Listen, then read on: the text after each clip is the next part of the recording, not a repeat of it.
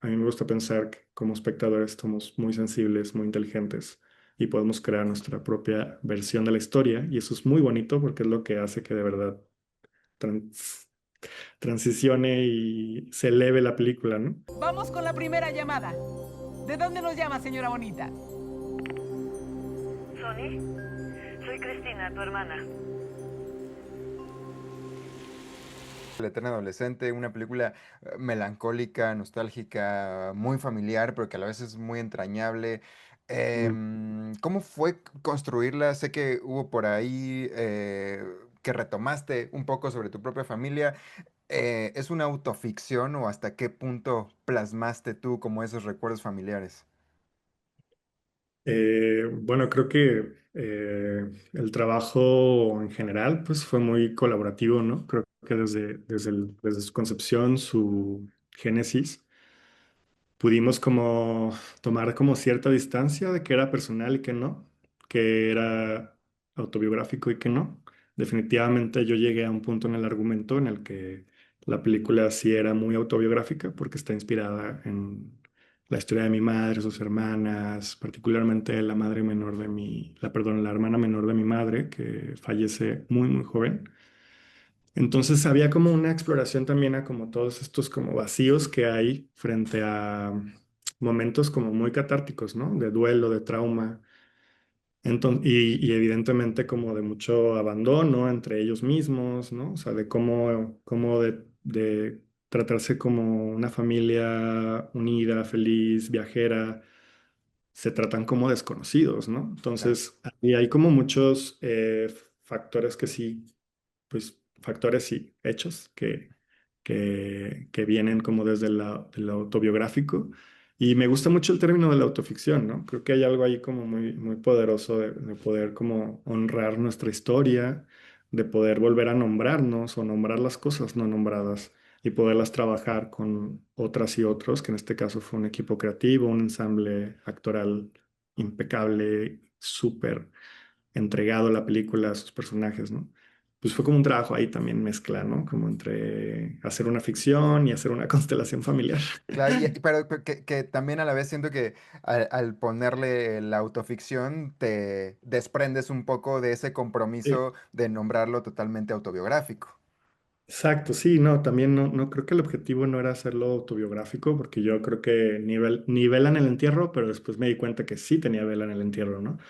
Que estaba haciendo esto como con muchísimo significado al final de cuentas de por qué lo estaba haciendo, ¿no? O sea, como cómo volver a nombrar cosas del pasado y volverlas a nombrar desde otra generación, tiene mucho sentido, ¿no? Hacia niveles como quizá más espirituales o como de resolución un poco generacional, ¿no? Como Claro, que me tocó a mí un poco nombrar esta historia y no completamente hablarla desde la autobiografía, ¿no? Sino claro, desde también el juego, lo escénico, el cine, ¿no? Que para mí se ha vuelto pues también mi vida, ¿no? Es el cine. Creo que hacer películas se ha vuelto también como ese lenguaje, ¿no? O esas palabras que a veces no salen o no las encuentras. Y tiene que ver con ese trabajo colectivo, con el fotógrafo, con la diseñadora de producción, con el ensamble actoral, con tus productores, con el atrevimiento mismo, ¿no? De poder como tomar las decisiones de que esta historia la quieres hacer una película. claro. Y no es Y sencillo. y en ese sentido, ¿cómo fue ese ensamble narrativo? ¿Cómo fue tu proceso de escritura y de plasmarlo en la pantalla? Sobre todo con esta construcción de la historia de los personajes y la construcción de los personajes en sí, porque es una película que se va armando con los detalles, ¿no? Que te dice cosas sin decírtelas, que vas descubriendo, que vas intuyendo. Y que al final, algo que a mí se me quedó mucho, que es estas películas que, que siento que siguen sucediendo una vez que saliste de la sala y que le empiezas a conversar y qué pasó aquí, yo entendí esto, yo entendí lo otro, a mí me pareció que esto aquí, o sea, y que empiezas a hilar y que siento que ahí es como mucho de la carnita y de la riqueza que tiene la película. Entonces, ¿cómo fue toda esta construcción para llegar al producto final? Pues fue como un trabajo muy manual, por así decirlo, muy artesanal, para no nombrarlo así para no sentirnos ajenos a un proceso creativo, ¿no? Porque sí creo que lo más valioso del proceso fue hacer esta película con gente muy cercana, muy querida, muy amada, que como que entendió perfectamente qué estábamos buscando, las exploraciones que queríamos tomar, que entendió perfectamente el pasado de donde viene la inspiración, como que también había muchas exploraciones que venían como de una intuición muy fuerte de generar y de profundizar, de generar procesos de investigación y de profundizar en las historias, ¿no? Ya, Digo, que vengo de hacer cine documental, de también hacer ficción, pero también como que al ser una película que abordaba personajes muy ajenos a mí, ¿no? Mujeres en sus sesentas, ochentas, no sé, ¿sabes? Como que había una necesidad de poder como también arraigarme de algo como con mucho más tangibilidad o información, ¿no? Entonces hicimos un trabajo de investigación con Daniel Arrea, con el equipo de foto, diseño y producción, con nuestras mamás, ¿no? claro, Entonces, de hecho, así como que fue como que el primer paso. Hay que filmar a nuestras madres. Y nos ya, fuimos al club donde se grabó la película con las madres de varias del crew. Hicimos un ejercicio escénico y dijimos, what the fuck, ¿qué es esto, no? O sea, esto es. No hay un hilo negro, ¿no? Es solo acompañamiento.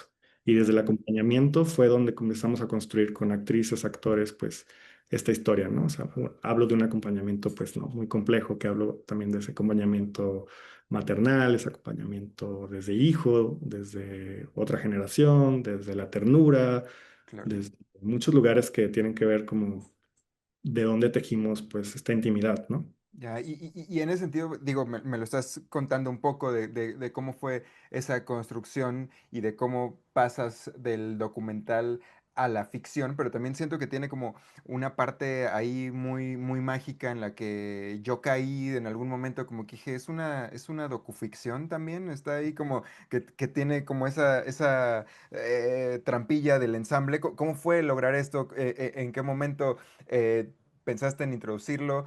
Estos flashbacks de esa manera, porque te digo, en algún momento yo caí como por completo creo que es una docuficción. Pues, bueno, inicialmente la dramaturgia de la peli, o sea, la historia de la peli tiene una estructura que siempre, ¿no? Siempre muta y siempre iba a mutar. O sea, yo tenía claro que iba a mutar, pero no sabía cuándo. Obviamente, cuando filmamos la película, o sea, hicimos dos películas distintas, ¿no? Al final de cuentas, distintas, pero que son la misma, Mm, ¿no? Presente y pasado. El presente como lleno de tiliches, lleno de acumulación, lleno de tensión y muchas cosas que están ahí como presentes, ¿no? Y el pasado, pues evidentemente desde el archivo, ¿no? Desde donde el archivo se representa normalmente, ¿no? En una clase media de Guadalajara, en donde pues sí tienes una cámara, pero no grabas el ballet o a tu abuela rica, ¿no? Sino claro, grabas los momentos indispensables, la boda, el viaje a la playa. Entonces, si pensamos, o sea, de hecho, si ponemos un cassette o vemos un cassette familiar o un archivo familiar de los que menciona, mm, hay un montaje, ¿no? Viene la boda y luego viene la novela que se grabó y luego viene el bautizo y luego viene otra cosa. Entonces, es un montaje bien interesante que con el trabajo que hicimos también, pues justo en el proceso de montaje, pues decidimos, ¿no? Como darle, al ver el material de archivo y analizarlo con Chopa, que mm, es el editor, es el director del Festival Zanate, entonces es un documentalista. ya, Entonces creo que hubo un ejercicio así como bien clavado, como de hacer que el archivo familiar, para empezar, se sostuviera, se sostenía, ya sabía que se sostenía, pero que se sostuviera en la estructura de la película, ¿no? El guión viene bien distinto, ¿no? El guión tiene archivo familiar al inicio y archivo familiar al final y algo en medio, ¿no? Pero ahí sí dijimos, güey, esto está como para poderlo mezclar claro, mucho más, ser más arriesgados, más provocadores con el montaje. Y así fue como decidimos también involucrar en la película como estos momentos que nos permitiera tanto respirar como conocer detalles del pasado. Creo que respondiendo a algo que mencionabas, y no sé si es una respuesta o un comentario, pero creo que la interpretación es de lo más poderoso, ¿no? Como claro, espectador. O sea, eso me emociona mucho.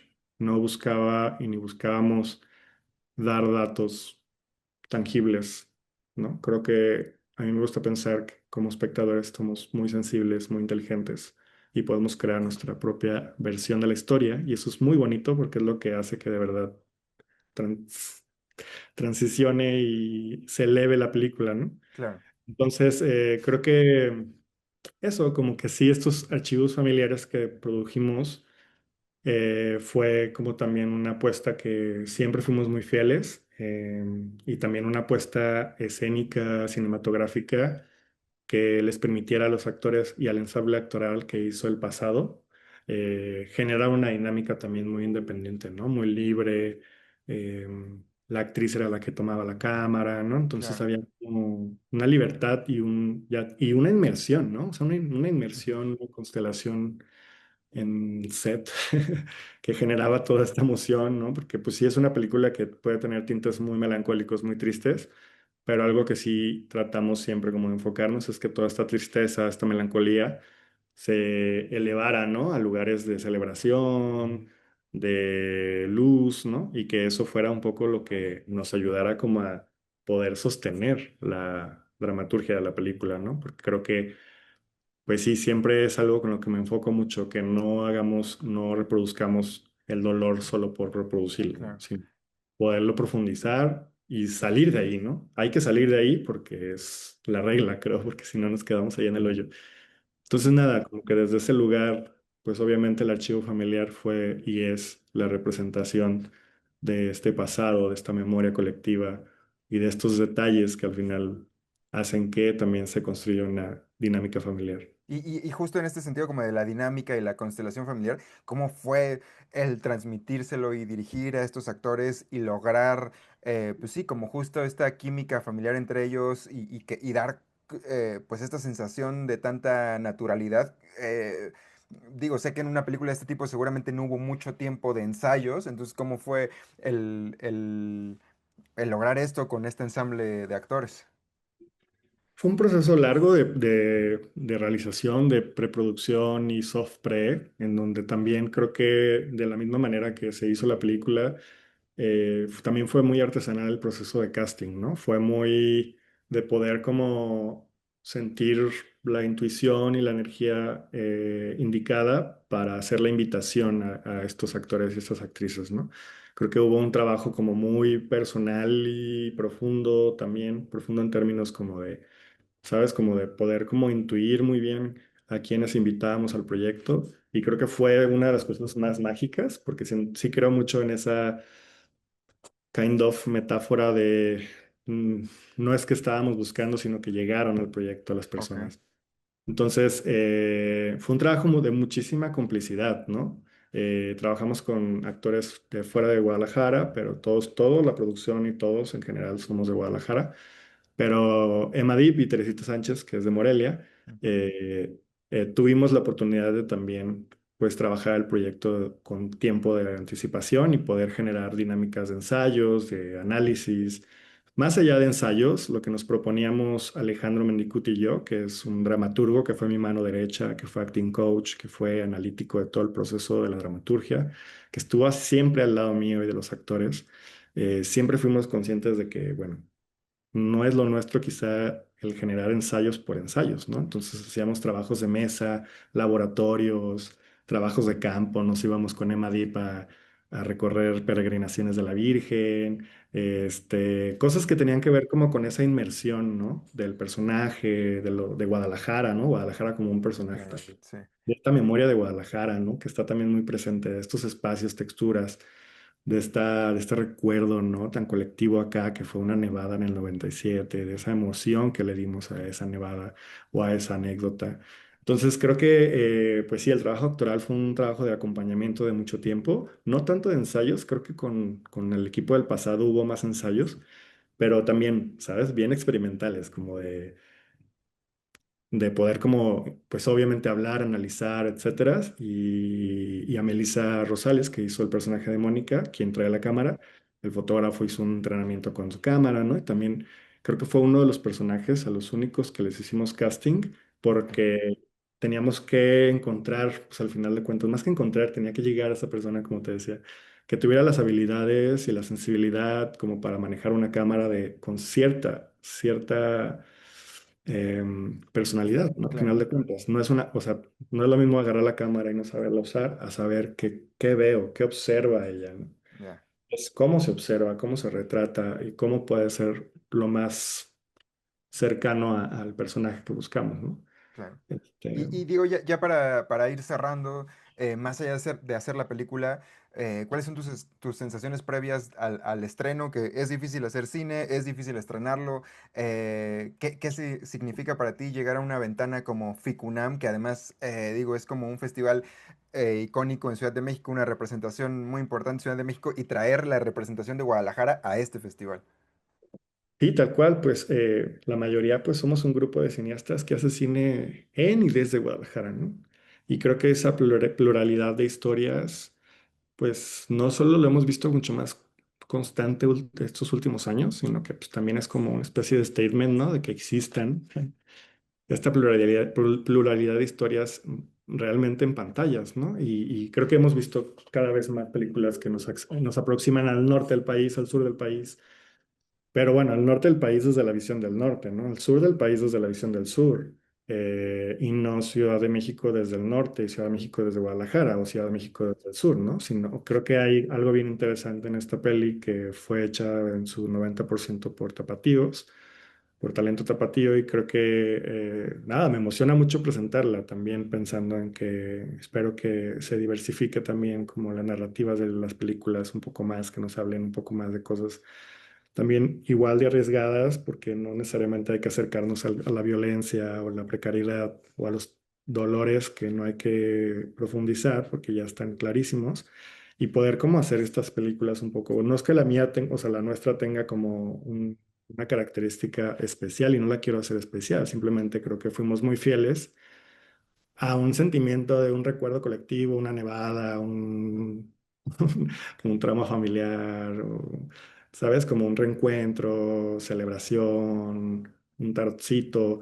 eh, y sabes, como que tratar un poco de poder entender nuestras propias historias primero, antes de tratar de entender lo complejo que es el país, que es importante también y Sí. urgente, pero creo que podemos partir de hacer películas también un poco más personales, no necesariamente autobiográficas, pero sí poder también llevarlo cotidiano a a las pantallas y a los foros, ¿no? Entonces, me emociona mucho presentar la película, espero que les guste mucho.